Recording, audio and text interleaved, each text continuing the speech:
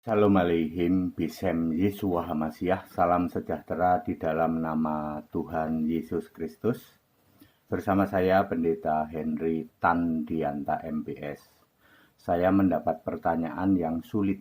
Begini pertanyaannya, bolehkah mengundang paus? Paus ini Pope ya, Pope ya, paus bahasa Inggrisnya Pope ya, Pope tulisannya.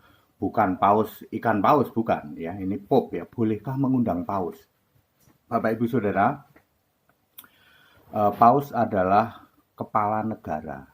Ya, jadi ada satu negara namanya Vatikan. Ini negara terkecil di dunia.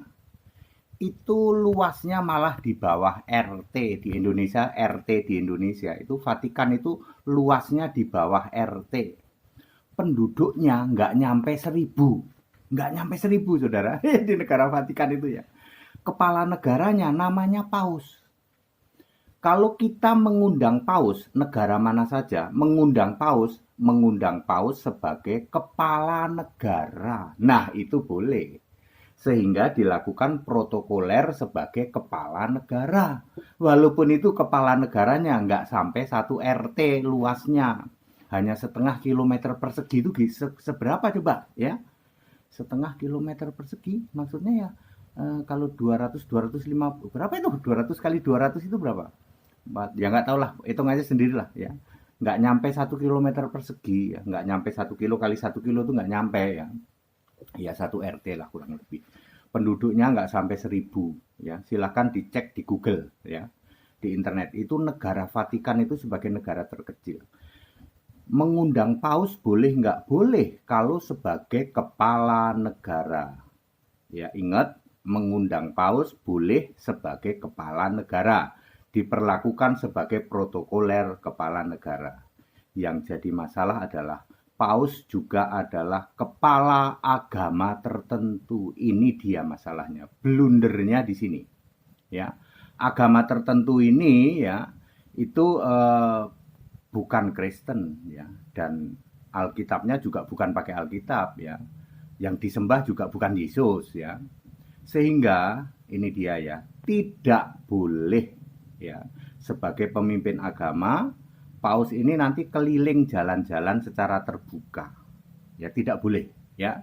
Jadi kalau mau beracara ya sebagai kepala negara, oh dia kebetulan kok pemimpin agama juga, silahkan masuk ke tempat-tempat ibadah yang agama itu, tapi tidak perlu di jalan-jalan ya, tidak perlu seperti itu, karena itu akan menghina Allah ya, menghina Allahnya orang Kristen ya, yang disebut-sebut juga oleh keyakinan itu gitu loh. Yesus disebut-sebut juga Yesus, yaitu di situ ya. Padahal itu betul-betul penghujatan, tidak boleh ya. Jadi tidak boleh. Ya, silahkan Anda melakukan agama itu, masuk saja ke tempat-tempat ibadah. Jadi blunder ya Bapak Ibu Saudara, blunder kalau mengundang paus, lalu paus ini dalam tanda petik diizinkan untuk diarak keliling lewat jalan-jalan raya. Blunder Pak, ya, blunder ya. Kalau mau manggil paus ya panggillah dia sebagai kepala negara, meskipun kepala negara paling kecil di dunia. Banyak orang nggak sadar ya, paus itu ternyata kepala negara. Pak, sebenarnya paus itu di Alkitab ada nggak? Ada. Tetapi kalau saya beritakan nanti bikin merah kuping semua. Ya, ada di Alkitab ya. Soal paus itu sebenarnya ada, tapi tidak boleh disampaikan di hal-hal yang bersifat umum seperti ini. Kalau off air boleh, kalau mau ketemu sama saya, Pak jelasin dong di Alkitab itu yang tentang paus di mana. Nah, nanti tak jelasin. Ya Bapak Ibu Saudara, jadi saya sudah menjawab pertanyaan, bolehkah memanggil paus, mengundang paus maksudnya. Bolehkah mengundang paus? Ya, boleh, tetapi diposisikan sebagai kepala negara. Wah, HTD ini untung mengingatkan ya. Ini layak jadi wakil menteri agama Kristen itu ya. Kata saya mah daripada mengundang paus, mendingan ya memilih wakil menteri agama Kristen, itu jauh lebih bermanfaat ya.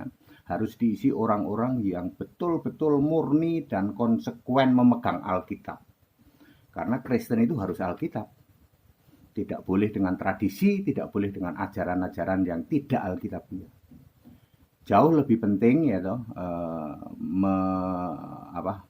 memunculkan atau memilih wakil menteri agama Kristen. Mestinya di Indonesia itu ada, ya. Ada menteri agama, ada wakil menteri agama Kristen. Sudah lama saya usulkan ini, ya. Mudah-mudahan pemerintah mendengar. Jauh lebih baik, gitu, ada wakil menteri agama Kristen. Jadi posisinya jangan cuma dirjen. Karena kekristenan ini ya memang harus dikelola oleh orang-orang yang benar-benar murni dan konsekuen memegang Alkitab. Itu dia, harus diisi oleh orang itu, ya, supaya bisa damai Indonesia, ya. Jadi lebih baik membuat atau memilih wakil menteri agama Kristen, Pak, daripada mengundang paus. Betul, ya, karena kita akan blunder nanti, ya. Paus terus berarak-arak keliling di area publik, ya, sebagai pemimpin agama, bukan lagi pemimpin negara, tapi sebagai pemimpin agama, ya. Lalu Yesus dibawa-bawa lagi, ya, ya, ya, semua akan tahu kan, Yesus cuma dijadikan putra di situ, ya. Itu menyakitkan kepada kita orang Kristen, ya, yang meyakini Yesus Kristus adalah Allah, satu-satunya Allah, ya. Jadi mendingan memilih wakil menteri agama Kristen yang diisi oleh orang yang 100% betul-betul melaksanakan Alkitab murni dan konsekuen, ya. HTD siap, saya siap, ya. Semua orang tahu Henry Tandianta adalah orang yang melaksanakan Alkitab 100% murni dan konsekuen. Jauh lebih baik memilih wakil menteri agama Kristen daripada mengundang paus, ya. Kenapa? Nanti blunder, Pak, ya. Kita sulit memposisikan karena harus diposisikan sebagai kepala negara, sementara nanti keluar di area publik sebagai pemimpin agama, ya. Lalu ya tidak benar, Pak, tidak benar, ya. Tidak benar, karena kekristenan tidak mengenal yang seperti itu. Nanti Bapak bisa bayangkan, ya. Puji Tuhan ini HTD mengingatkan, ya, kepada negara mana saja, ya, ya, negara mana saja yang mengundang paus harus memposisikan sebagai kepala negara. Dia diposisikan sebagai kepala negara, bukan kepala agama. Itu dia. Sulitnya di situ, blundernya di situ. Wah, luar biasa nih HTD ini, nggak pernah ada yang sampai mikirin sampai begitu. Ya makanya mendingan bentuk wakil menteri agama Kristen. Harus ada itu, ya. Segala hormat kemuliaan untuk Yesus Kristus, satu-satunya Allah yang benar. Haleluya. Amin.